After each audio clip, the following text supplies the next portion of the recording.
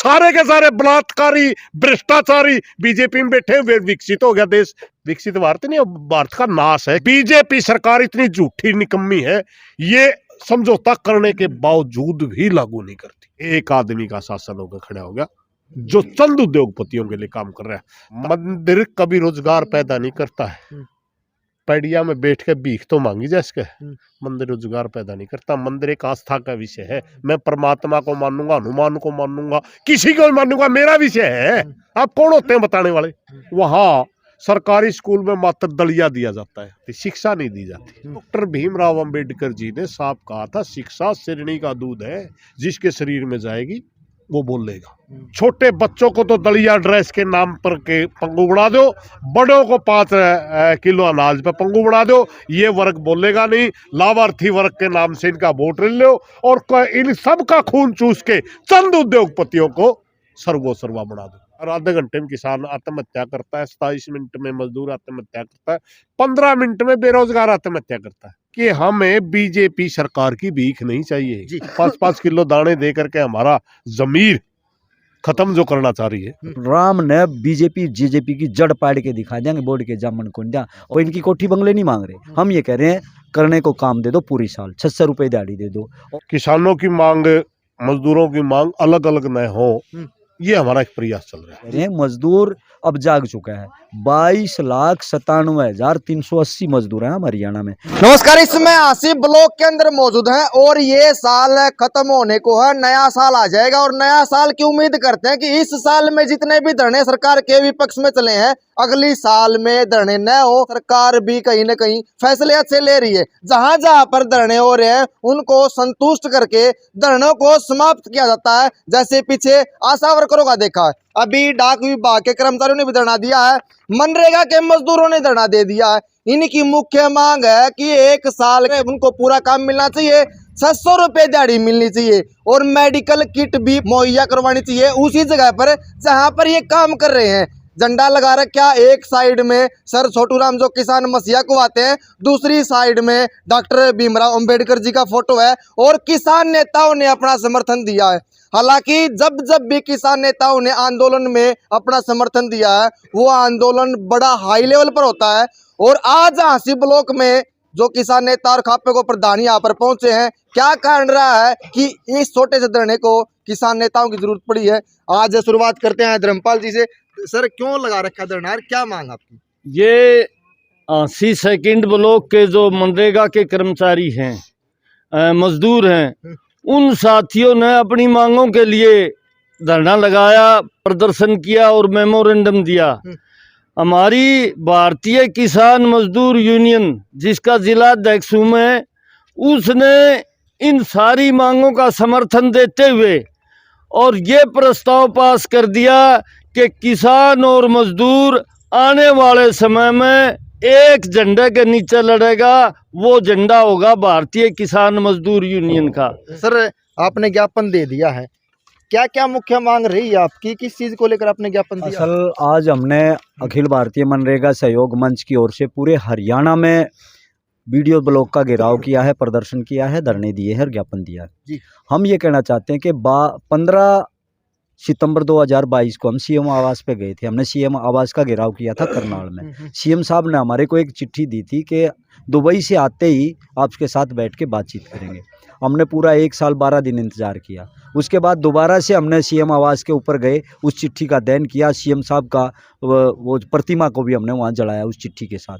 और हम ये कह रहे हैं कि हम मांग क्या रहे हैं, कोई इनकी कोठी बंगले नहीं मांग रहे। हम ये कह रहे हैं करने को काम दे दो, पूरी साल 600 रुपए दिहाड़ी दे दो। और उसी के साथ जब भी साइट पे काम करते हुए कम से कम दर्जनों मौतें हुई है, जिसमें 9 के लगभग महिलाओं की मौत हुई है साइट पर काम करते वक्त, सरकार केवल 25,000 रुपये मुआवजे का प्रावधान है। यही मजदूर भवन निर्माण पे जाता है 5 लाख रुपए, यही मजदूर खेती में काम करता है 5 लाख, लेकिन नरेगा में 25,000। शर्म आनी चाहिए। क्या इन मजदूरों को इस सरकार ने, मोदी सरकार ने और हरियाणा से बकरी का बच्चा समझ रखा है? हम ये कहना चाहते हैं मोदी झूठे वायदे करता है, झूठे अफवाह करता है। 12,000 करोड़ रुपया अभी जो लेटेस्ट बजट था उस बजट में कटौती की है। कहने को ये कह रहा है कि मैं ये दूंगा वो दूंगा। हम ये कह रहे हैं, चाहे हाउस साइट का सवाल है, बीपीएल कार्ड का सवाल है। ये पीपी के नाम पे बहुत मनरेगा के मजदूरों के बीपीएल कार्ड काटे हैं, ये सवाल है। इसी के साथ जो अभी साइट पे कोई प्रावधान नहीं है, कोई सांप काट जा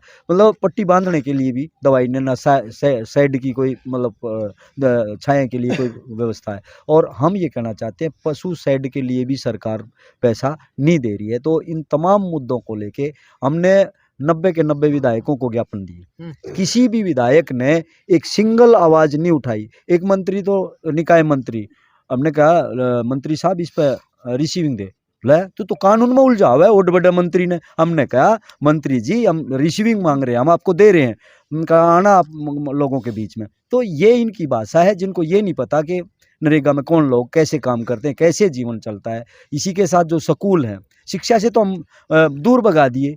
अब जो प्राइवेट स्कूल हैं इतनी ज़्यादा फीस है, गांव में भी हमारे स्कूल उन पर पोचा मारा और सांस्कृतिक स्कूल लिखा, फीस लेना शुरू कर दिया।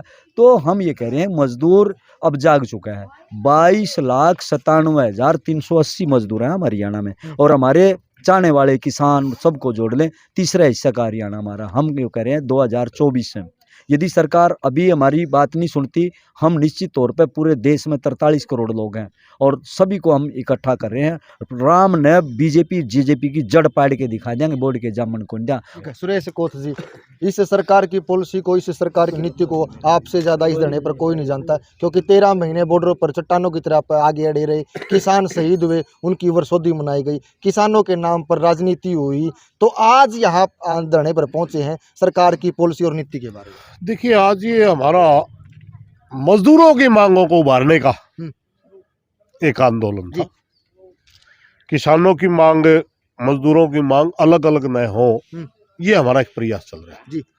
आज हमारा मुख्य टारगेट ये था, मुख्य जो हमारा मकसद था वो ये था कि हमें बीजेपी सरकार की भीख नहीं चाहिए। जो बीजेपी गवर्नमेंट एक लाभार्थी वर्ग के रूप में 5-5 किलो दाने दे करके हमारा जमीर खत्म जो करना चाह रही है, उसकी वजह मजदूर को काम चाहिए और काम का पूरा दाम चाहिए।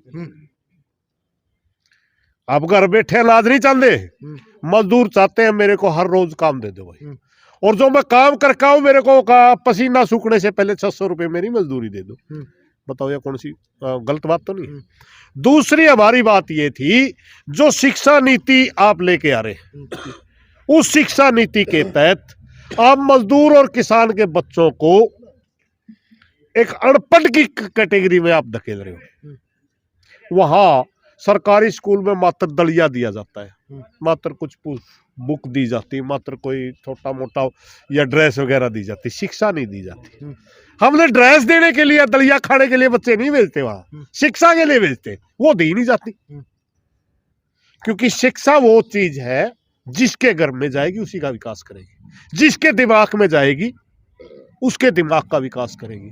डॉक्टर भीमराव अंबेडकर जी ने साफ कहा था, शिक्षा सिरनी का दूध है, जिसके शरीर में जाएगी वो बोल लेगा। ये हमारा आवाज बंद करने के लिए इन्होंने एक बहुत ही अलग तरह की नीति अपना रखी है कि छोटे बच्चों को तो दलिया ड्रेस के नाम पर के पंगु बना दो, बड़ों को 5 किलो अनाज पे पंगु बना दो, ये वर्ग बोलेगा नहीं। लाभार्थी वर्ग के नाम से इनका वोट ले लो और इन सब का खून चूस के चंद उद्योगपतियों को सर्वोसर्वा बना दो।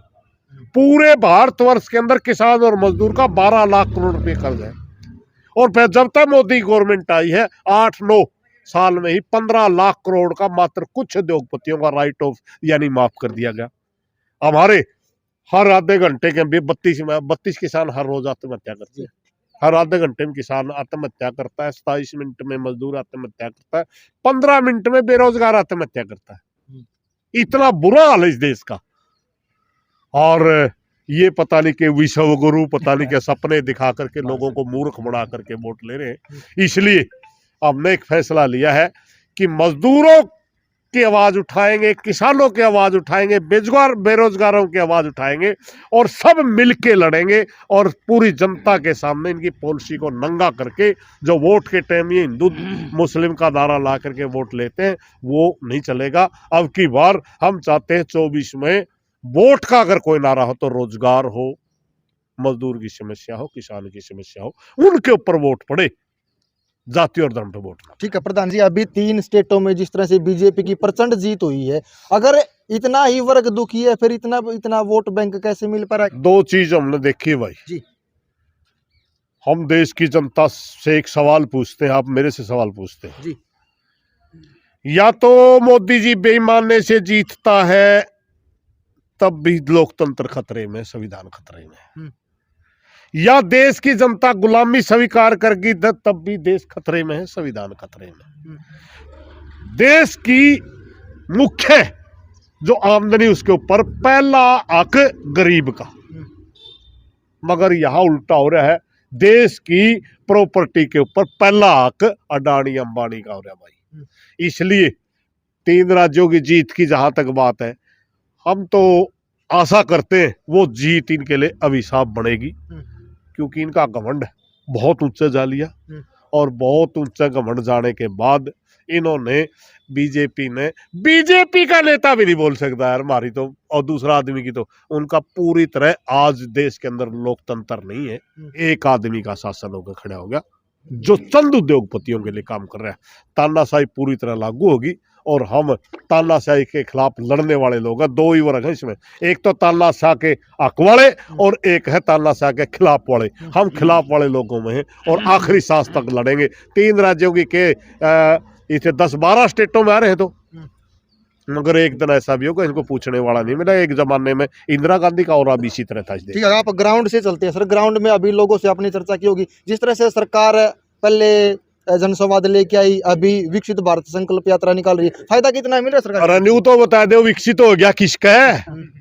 विकसित भारत यात्रा तो काट लो, वो विकसित किसका करे है करे दिखा तो दो।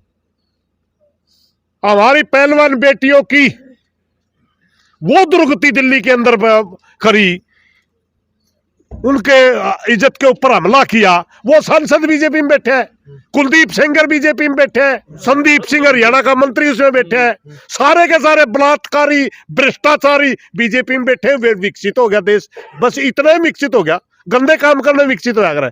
विकसित उस दिन हो गया देश जिसकी हर गरीब के घर में पोस्ट ग्रेजुएट होंगे, हर गरीब का बच्चा पढ़ा होगा, हर गरीब के घर में मेहनत का इलाज होगा, भीख का नहीं। किसानों का आपने कहा था कि किसी सरकार ने भला नहीं किया। इनेलो के टाइम पे चौटाला साहब के समय किसानों के ऊपर गोलियां चली थी, उड़ा साहब के समय भी लाठीचार्ज हुआ, बीजेपी सरकार में भी, तो भला कौन कर सकता किसानों का? वैसे तो ये आपकी सच्चाई है, वह किसानों का उस तरह भला किसी ने नहीं किया, लेकिन उन सरकारों, मेरी सरकार में एक अंतर है। हम किसी मुद्दे के लिए आंदोलन करते थे, मुख्यमंत्री अगर टेबल पर बैठ के समझौता लागू होता था।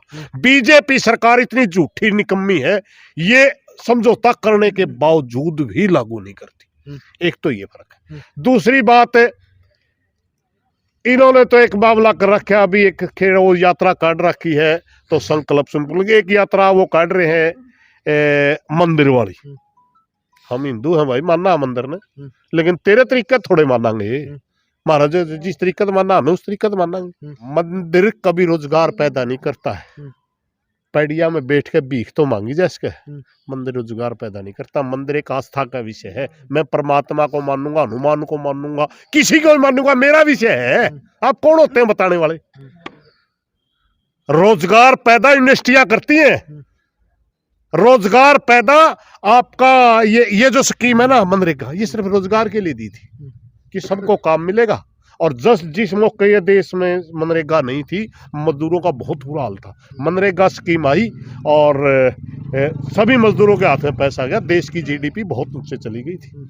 इसलिए हमने सिर्फ एक ही बात है, इस देश को रोजगार दो, इस देश को अच्छी शिक्षा दो, मेडिकल के आईएम्स खोलो, आईआईटी खोलो। ये है विकास के पैमाने। विकास के पैमाने ये नहीं कि 4 किलोमीटर पे 10 किलोमीटर पे आप कोई धर्म के रोड़े करवा देगा, वो विकास का पैमाना हो गया, वो विकसित भारत है। विकसित भारत नहीं, भारत का नाश है, क्योंकि ये भारत के अंदर अब एक नारा छोड़ दिया, हिंदू राष्ट्र बनाएंगे। 40 करोड़ जनता वो जो अपना आपको हिंदू नहीं मानती, कहाँ छोड़ के आओगे उनको? गोली मरवाओगे उनको, या दूसरे देश में भेजोगे, या देश का और बंटवारा करवाओगे? ये देश सबका था, ये देश सबका है, ये देश सबका रहेगा। चडूनी साहब भी है, अपनी अलग अलग पार्टियों से चुनाव की तैयारी कर रहे हैं। हरियाणा में जिस तरह से चर्चा चल रही है, क्या किसानों की आड़ में, किसान नेता होने के बाद में इस तरह की राजनीति ये अपनी अपनी सोच होती है भाई। कोई चाहता है, कोई सोचता है राजनीति से किसान का भला होगा, कोई सोचता है संगठन से किसान का भला होगा।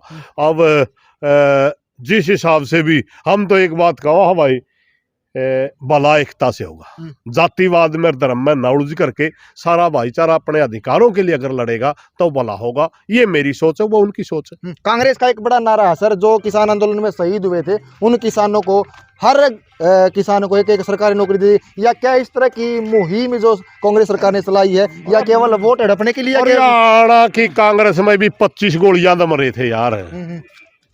33 मरे हम तो पहला, कांग्रेस वाले टाइम में 25 मरे। चलो बहुत तो बहुत ठीक है, वो तो चलता रहता है। ये फिलहाल हांसी ब्लॉक के अंदर मौजूद थे और मनरेगा के मजदूरों का ही अनिश्चितकालीन धरना शुरू हो गया है। और जब तक इनका धरना चलेगा, जब तक इनकी मांगे हैं वो नहीं मानी जाएंगी। इस सरकार के विरोध में अनेकों धरने चल रहे हैं, लेकिन मांगे कितनी मानी गई है ये आप जीता जागता उदाहरण हो। इस वीडियो के माध्यम से आपको क्या सीख मिली है, कमेंट सेक्शन में अपना जवाब जरूर लिखिए। धन्यवाद।